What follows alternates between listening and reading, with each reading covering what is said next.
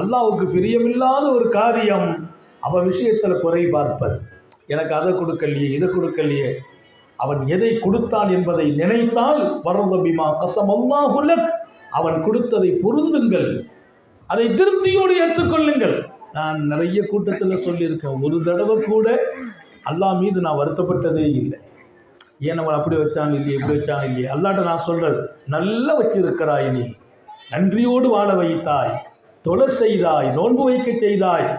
ஒரு தொழுகை இதுவரைக்கும் வாழ்க்கையில் கலாவாக்காமல் இருப்பதற்கு நீ நல்லவா தௌபீக் செய்தாய். அதுதான் நியாமத். காசை தந்தானா, பணத்தை கொடுத்தானா, பதவிகளை கொடுத்தானா, அதெல்லாம் ஒரு காலம் இருக்கும், இன்னொரு காலம் மறையும். ஆனால் அவன் நேசிக்கிற ஒரு மனிதனாக நம்மை வாழ வைக்க வேண்டுமே. எங்கள் சகோதரிகள் எல்லோருக்கும் சொல்கிறேன், அல்லாஹ் உங்களை நல்லாவே வைத்திருக்கிறான் என்று ஆழமாக நம்புங்கள்.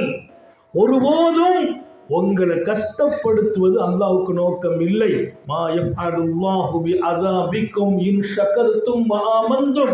அவனை நம்புங்கள், அவனுக்கு நன்றியோடு வாழுங்கள். உங்களை கஷ்டப்படுத்துறதுனால அல்லாஹ்வுக்கு என்ன லாபம்? குர்ஆன்ல கேட்டான்.